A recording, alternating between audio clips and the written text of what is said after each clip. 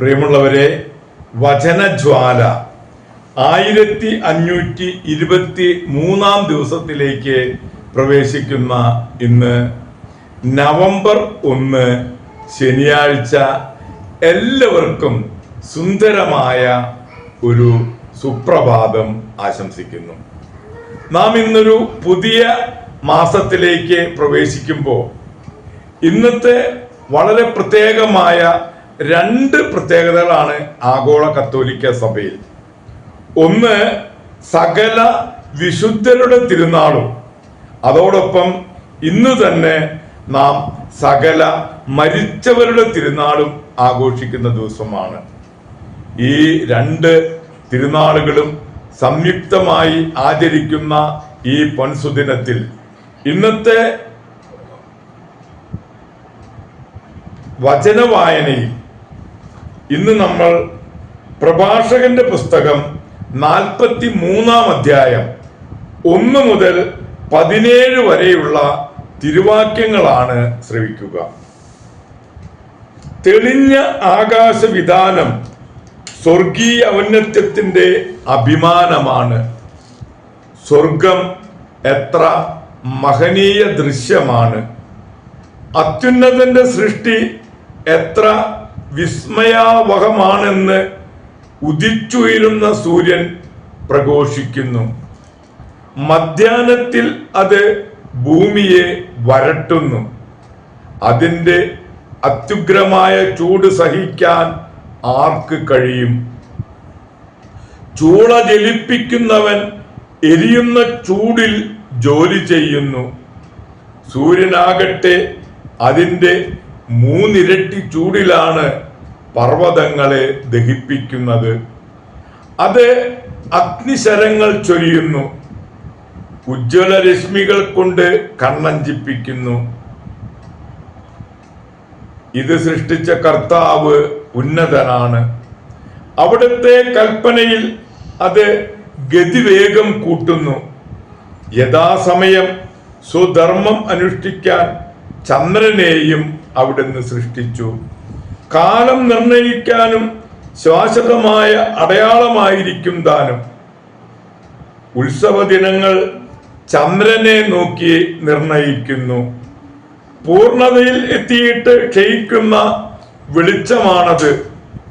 അത്ഭുതകരമായി വളരുന്ന ചന്ദ്രക്കലയെ അടിസ്ഥാനമാക്കി മാസങ്ങൾക്ക് പേര് നൽകുന്നു. ആകാശ സൈന്യങ്ങളുടെ പ്രകാശ ഗോപുരമാണത്. നക്ഷത്രങ്ങളുടെ ശോഭ ആകാശത്തിന്റെ സൗന്ദര്യമാകുന്നു. കർത്താവിന്റെ ഉന്നതങ്ങളിൽ മിന്നിത്തിളങ്ങുന്ന അലങ്കാര നിരയും. പരിശുദ്ധന്റെ കൽപ്പനയാൽ അവ യഥാസ്ഥാനം നിലകൊള്ളുന്നു. അവ ഒരിക്കലും കണ്ണു ചിമ്മുന്നില്ല. ശോഭയാൽ അഴകുറ്റ മഴവില്ലിനെ നോക്കി അതിൻ്റെ സൃഷ്ടാവിനെ സ്തുതിക്കുവിൻ.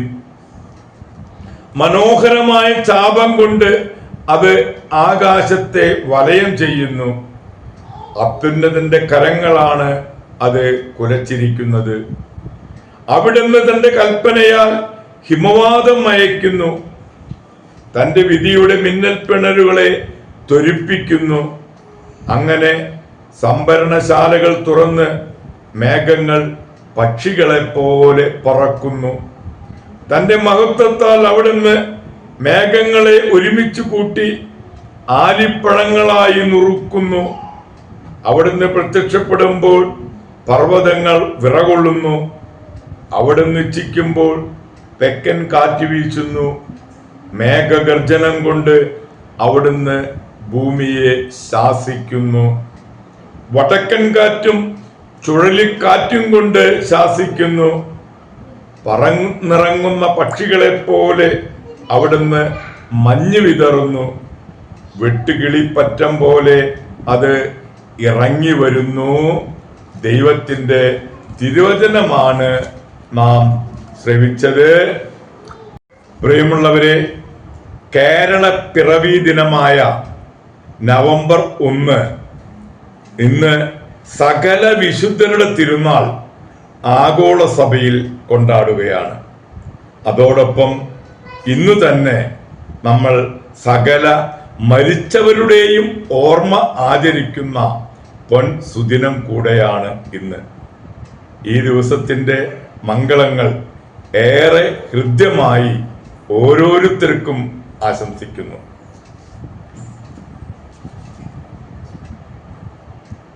തിരഞ്ഞെടുക്കപ്പെട്ടവർക്ക് ദൈവം നൽകിയ അനുഗ്രഹങ്ങൾക്കും സമ്മാനത്തിനും നന്ദി പറയാനും അവരുടെ സുഹൃതങ്ങൾ അനുകരിക്കാനും അവർ ആസ്വദിക്കുന്ന സ്വർഗീയ ആനന്ദം ചിന്തിക്കാനും നമ്മുടെ അറിവിൽപ്പെടാത്ത വിശുദ്ധരിൽ ദൈവത്തെ മഹത്വപ്പെടുത്താനും വേണ്ടിയാണ് തിരുസഭയിൽ സകല വിശുദ്ധരുടെയും തിരുനാൾ സ്ഥാപിച്ചിട്ടുള്ളത്.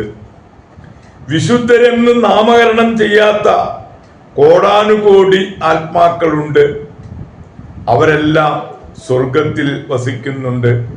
അതിനാൽ ഈ തിരുനാൾ നാം ആഘോഷിക്കുമ്പോൾ ആ ഗണത്തിൽ നമ്മുടെ വീട്ടുകാരും നാട്ടുകാരും കൂട്ടുകാരും ഉണ്ടെന്നത് നമുക്ക് ഏറെ സന്തോഷത്തിന് വകയുള്ളതാണ്.